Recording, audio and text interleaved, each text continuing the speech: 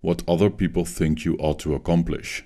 I have no responsibility to be like they expect me to be. It's their mistake, not my failing. It's generally a good idea to care about other people's opinions to some degree, as they could contain some worthwhile insight. But focusing on them too much, to the point that we spend hours and hours dwelling on what people might think, can leave us in agony. It's not only potentially harmful, but also unnecessary. This video explains why, based on several concepts from psychology and philosophy.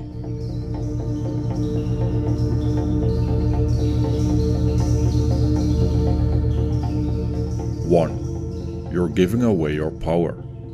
The moment we let our joy depend on the validation by other people, we give away the power over our emotional states. With this attitude, it feels exhilarating when people fancy us. But when they don't, we become sad and angry.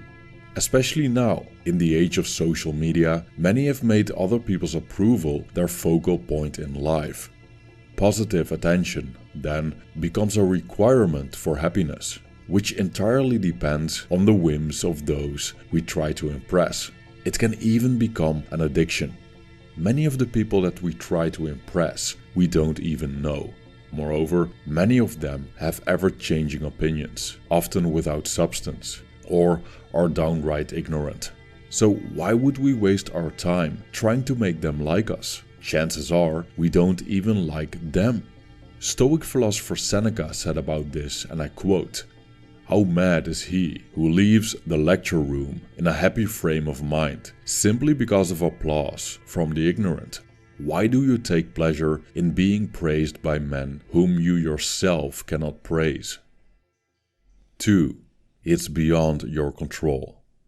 The problem with worrying is that our minds try to control the uncontrollable.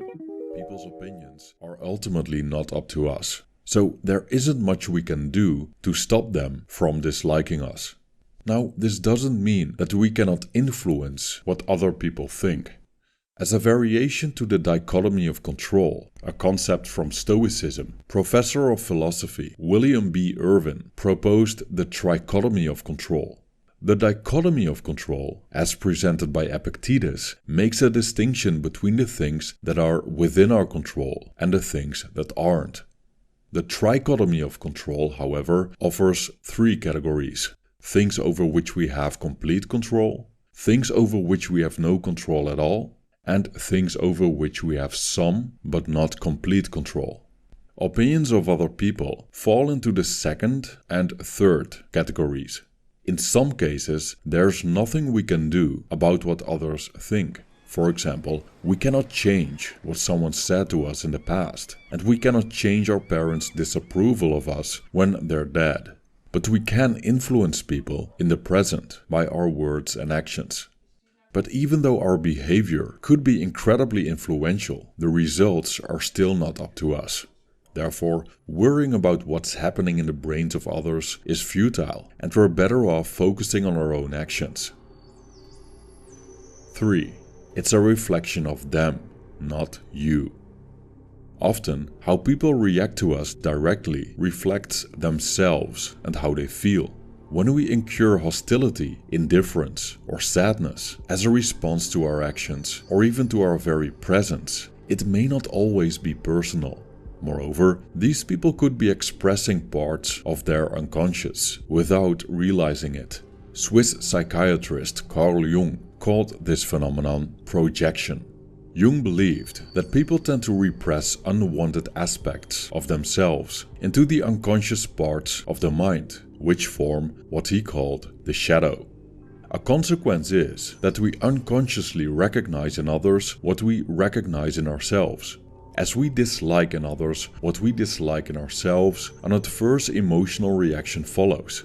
Psychology Today describes projection as follows, and I quote, "Unconscious discomfort can lead people to attribute unacceptable feelings or impulses to someone else to avoid confronting them.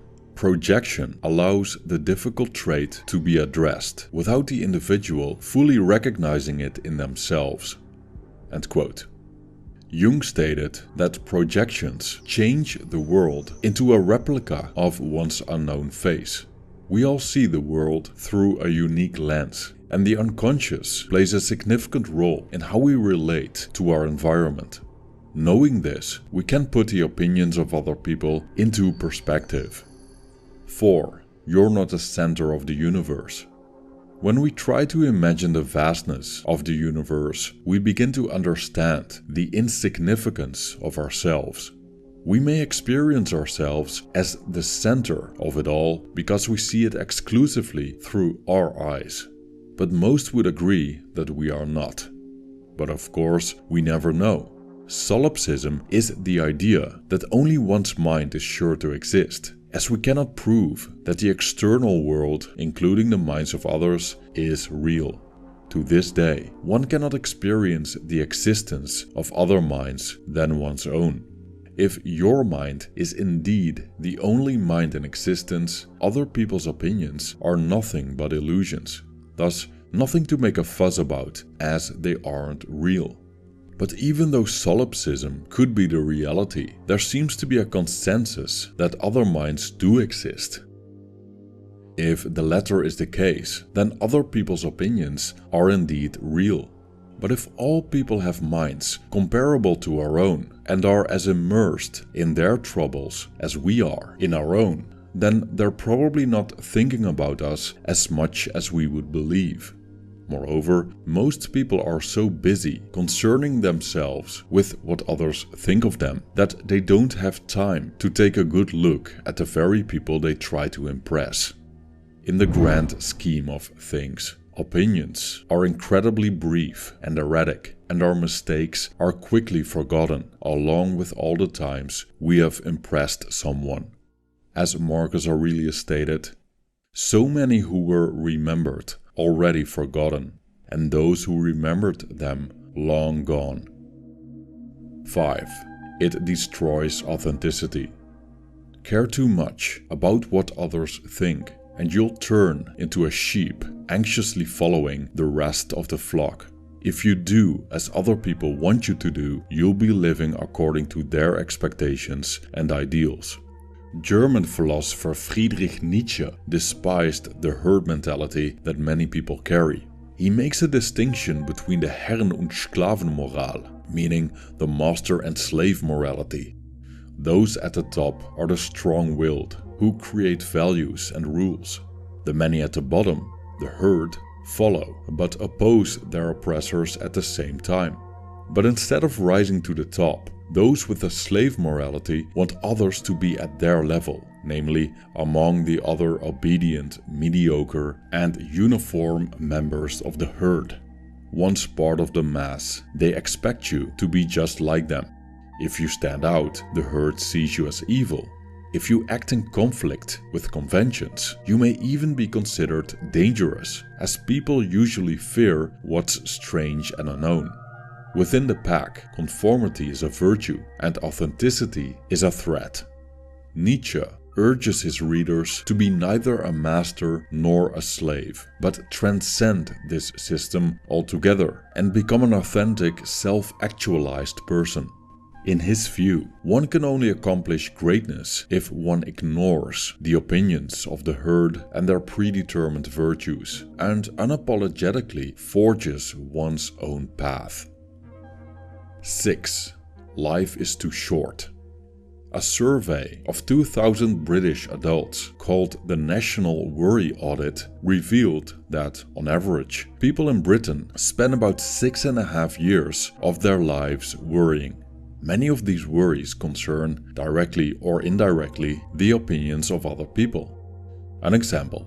On a daily basis, 28% of the Brits worry about their appearance. 21% worry about what to wear, and 17% about body odor.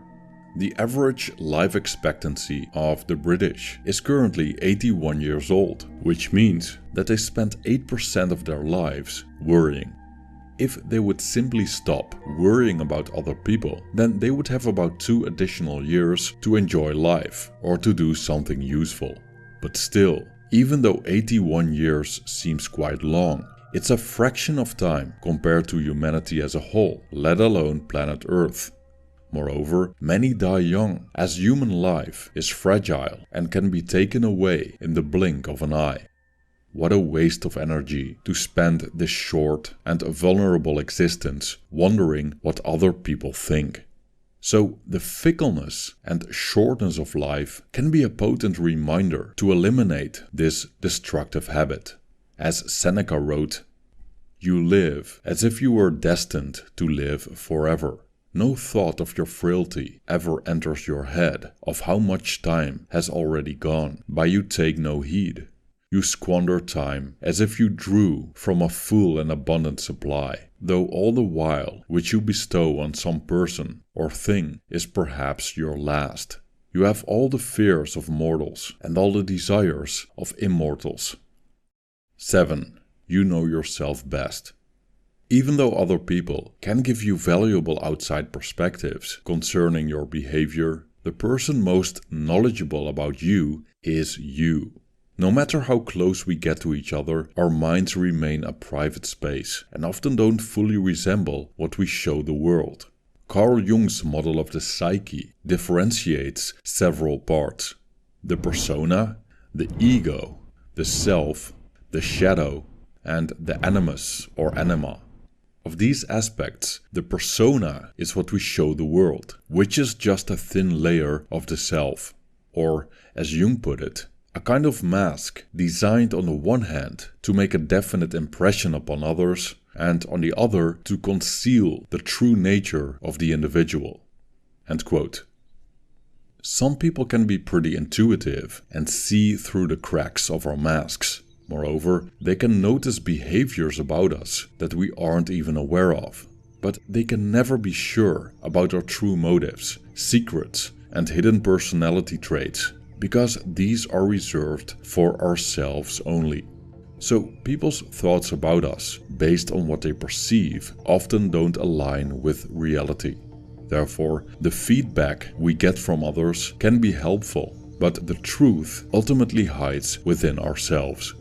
Deep inside, we know what we want, and the more we stay true to that, the more authentic we become, and the less we conform to what other people want us to be.